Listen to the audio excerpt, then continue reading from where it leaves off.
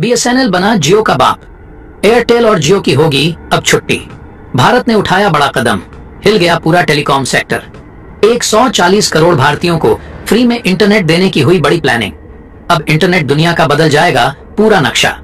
दोस्तों, जिस तरह से प्राइवेट टेलीकॉम कंपनियां, वो चाहे एयरटेल हो, जियो हो या फिर वीआई ही क्यों ना हो, अपनी मोनोपोली 140 करोड़ भारतीयों पर चला रही हैं।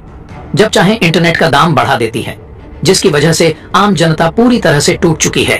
और अभी हाल ही में जिस तरह से अचानक इंटरनेट का दाम बढ़ा है, उसकी वजह से भारतीय आम जनता और ज्यादा परेशान हो चुकी है।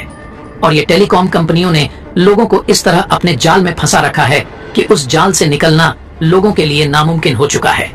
लोग इतना ज्यादा एडिक्ट हो गए हैं कि इंटरनेट के बिना एक सेकंड भी नहीं रह सकते। और यही मजबूरी का फायदा टेलीकॉम कंपनियां उठा रही हैं।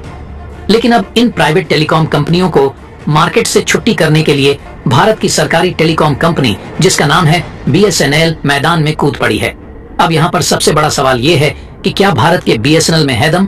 क्या बीएसएनएल बन सकता है भारत के इंटरनेट डेटा की दुनिया का बादशाह? एयरटेल जियो का मार्केट क्या बीएसएनएल खा सकता है? दोस्तों, यह बात सुनने में आपको अजीब लग रही होगी, क्योंकि बीएसएनएल से ज्यादा एक्सपेक्टेशन आज के भारतीयों को नहीं है। बीएसएनएल ने अपनी सर्विस हमेशा लोगों को खराब ही दी है। नेटवर्क इशू हमेशा देखने को मिला है, इसलिए इस तरह का सोचना स्वाभाविक है। लेकिन दोस्तों, मार्केट में हुई है कुछ ऐसी खलबली, जिसके बाद बीएसएनएल फिर से ट्रेंड करने लगा है। बीएसएनएल नया जियो बन सकता है, लेकिन उसके सामने कुछ चैलेंज आने वाली हैं। आज के इस वीडियो में समझेंगे किस तरीके से मोबाइल कंपनियां लंबा पैसा चूसने की फिराक में हैं हम मोबाइल यूजर्स से, और कैसे बीएसएनएल हमको इस परेशानी से उबार सकता है और देश के लिए बड़े पैमाने पर रिसोर्सेज और रेवेन्यू जनरेट कर सकता है। तो दोस्तों, पूरी खबर क्या है जानेंगे इस वीडियो में। लेकिन उससे पहले बीएसएनएल के इस काम के लिए इस वीडियो पर एक लाइक तो बनता है। फटाफट वीडियो को लाइक कर दीजिए। दरअसल दोस्तों, कुछ समय पहले एक खबर सामने निकल कर आई थी।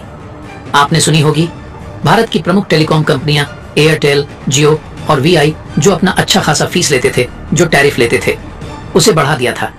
मतलब डेटा महंगा, फोन का रिचार्ज महंगा, यानी कि 10% से 27% तक की वृद्धि। जरा सोचिए, 27% तक वृद्धि आपके टैरिफ चार्जेस, यानी कि जो रिचार्ज 100 रुपए का मिल रहा था, अब वो 127 का मिल सकता है। अब सवाल ये उठता है कि आखिर इन कंपनियों ने अचानक अपनी प्राइसेस क्यों बढ़ा दी? इसके पीछे की असल वजह क्या है? तो आपको बता दें कि हाल ही में जो 5G स्पेक्ट्रम का ऑक्शन हुआ था, यानी कि भारत सरकार ने जो नीलामी की थी 5G के स्पेक्ट्रम की, तो इन कंपनियों ने इसमें पार्टिसिपेट किया था और 1.5 लाख करोड़ का इन्होंने इन्वेस्टमेंट किया है। अब बारी आ चुकी है उस इन्वेस्टमेंट की उगाही करने की, और इन कंपनियों ने एक बेहतरीन प्लान बनाया, एक ऐसी टर्मिनोलॉजी बनाई इन पैसों को वसूलने का आम जनता से। यानी इन्होंने इन्वेस्टमेंट किया और इसका भुगतान अब कस्टमर्स को करना पड़ेगा। दरअसल दोस्तों, इन कंपनियों ने जिस टर्मिनोलॉजी को अपनाया है उसका नाम है ARPU, यानी एवरेज रेवेन्यू पर यूजर। यानी एक व्यक्ति से एवरेज कितना कमा लेती हैं कंपनियां। तो जरा आंकड़ा सुन लीजिए। अगर जियो की बात करें तो जियो 181 रुपए प्रति यूजर कमाता है, एयरटेल 209 रुपए प्रति यूजर कमाता है, वीआई का थोड़ा कम है, यानी 135 रुपए। तो दोस्तों, एयरटेल ने टारगेट रखा है, जो 209 रुपए ले रहा है, वह कम से कम उसका एवरेज रेवेन्यू पर यूजर जो है वह 300 हो जाए। अब बाकी कैलकुलेट कर लीजिए, जियो कितना बढ़ाएगा और वीआई कितना बढ़ा सकता है। तो अब मार्केट से उगाही शुरू हो चुकी है। कंपनियां अब जो सर्विसेज दे रही हैं, उसकी एवज में पैसा लेना बड़े पैमाने पर शुरू करने वाली है। वहीं देखा जाए तो जो यूजर इस्तेमाल करते हैं, उनका बेस बड़ा नहीं हो रहा है, लेकिन नए मोबाइल यूजर निकलकर कम मात्रा में आ रहे हैं। जैसे आज से 10 साल पहले होता था, उससे स्पीड अब कम हो गई है। ऑलमोस्ट सभी के पास मोबाइल पहुंच चुका है, तो यूजर बेस नया नहीं बन रहा है। और इन कंपनियों को ऐसा करने की जरूरत इसलिए पड़ी क्योंकि अगर वह पैसा नहीं लेंगे तो वह अपनी सर्विस अच्छे तरीके से यूजर तक नहीं पहुंचा पाएंगे। दरअसल इसके लिए नए इंफ्रास्ट्रक्चर को डालना पड़ेगा। 5G इंफ्रास्ट्रक्चर डालने के लिए 5G हर जगह पहुंचाना होगा। इसमें पैसा लगेगा, अच्छी खासी लागत लगेगी, तो इसीलिए पैसा निकालने के लिए यूजर से पैसा लिया जा रहा है। लेकिन ये जो हाइक हुई है, प्राइसेस बढ़ी हैं, इसने मोबाइल यूज को काफी महंगा बना दिया आम आदमी के लिए। और इसीलिए बीएसएनएल फिर से चर्चा में आ गया है, क्योंकि सभी कंपनियों ने अपने टैरिफ हाई करने की बात कह दी। लेकिन बीएसएनएल जहां का तहां ही नजर आ रहा है। अगर वह वृद्धि करेगा भी तो उतना नहीं करेगा। लेकिन देखा जाए तो बीएसएनएल इस वक्त सबसे सस्ता डेटा प्लान, सबसे सस्ता टेलीफोन प्लान दे रहा है। दिक्कत यह है कि बीएसएनएल का 4G अच्छी तरीके से रोल आउट नहीं कर पाया है। यानी कि भारत के कई ऐसे शहर हैं, कस्बे हैं, गांव हैं जहां तक 4G नहीं पहुंचता, लेकिन एक एडवांटेज बीएसएनएल के पास में है। वो ये है कि इसका रूरल बैकग्राउंड बहुत स्ट्रांग है। जो हमारे देहाती इलाके हैं, ग्रामीण इलाके हैं, वहां पर बीएसएनएल ही चलता है। वहां पर एयरटेल जियो नहीं पहुंच पाया अभी तक। ऐसी स्थिति में अगर बीएसएनएल सिंसियर चाहे, सीरियसली चाहे, तो बीएसएनएल इस वक्त सबसे बड़ी टेलीकॉम कंपनी बन सकती है। अगर भारत सरकार चाहे तो, अगर भारत सरकार सही तरीके से इसमें रिफॉर्म लाए, अगर क्रांतिकारी बदलाव लाया जाए बीएसएनएल के अंदर, तो बीएसएनएल तुरंत अंबानी को, भारतीय एयरटेल वालों को, सबको हरा सकता है। दिक्कत यह है कि क्या बीएसएनएल को रिवाइव करने की कोशिश की भी जाएगी? और डूबा भी तो क्यों डूबा बीएसएनएल, आइए समझते हैं।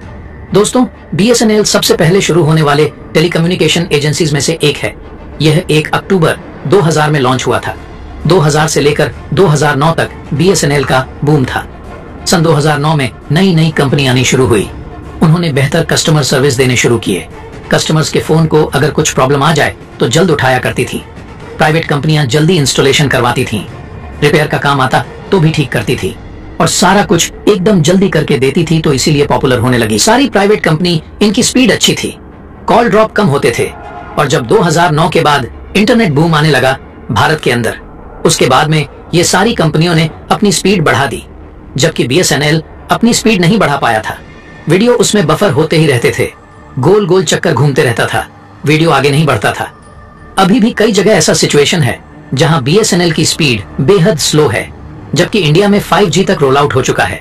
टेक्नोलॉजी का यह लैग, यानी पुअर कस्टमर सर्विसेज, उसमें खराबी और 4G को पूरी जगह अप्लाई न कर पाना, ये सारी चीजें बताता है कि क्यों बीएसएनएल से लोग जो हैं छोड़कर जा रहे हैं। हर साल मिलियंस जो मोबाइल यूजर हैं वो बीएसएनएल से शिफ्ट होकर के एयरटेल जियो या वीआई में जा रहे हैं। और खासकर जो गांव से शहरों की तरफ आते हैं वो अपना नंबर पोर्ट कराना ज्यादा बेहतर समझते हैं।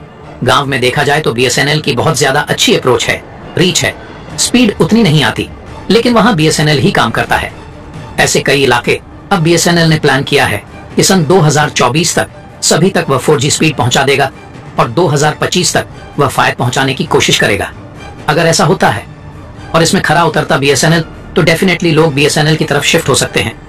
लेकिन फिर वही बात आ जाती है, प्रॉपर स्पीड अगर नहीं दे पाया, 4G बोलने के बाद भी नहीं दे पाया, 5G बोलने के बाद भी नहीं दे पाया, कंज्यूमर्स की प्रॉब्लम को कॉल सेंटर वाले जल्दी फिक्स नहीं कर पाए, तो ऐसी स्थिति में बीएसएनएल आगे नहीं बढ़ पाएगा। लेकिन इस समय बीएसएनएल के पास गोल्डन अपॉर्चुनिटी है, जहां सारी प्राइवेट कंपनी ने अपनी प्राइस को बहुत ज्यादा बढ़ा दिया।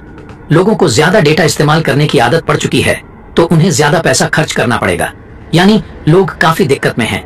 तो ये लोग रोल बैक कर सकते हैं बीएसएनएल की तरफ।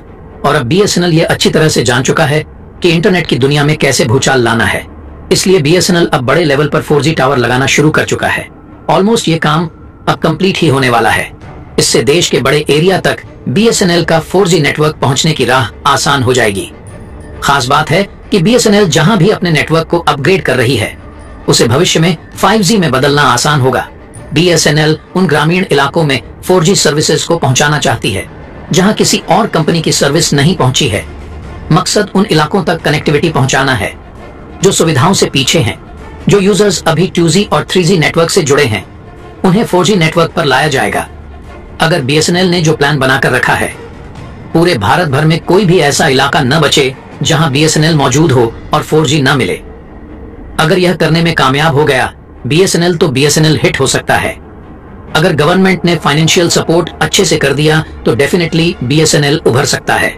तो दोस्तों, इसके बारे में आपका क्या कहना है, कमेंट बॉक्स में जरूर बताइएगा। तो दोस्तों, जय हिंद, जय भारत।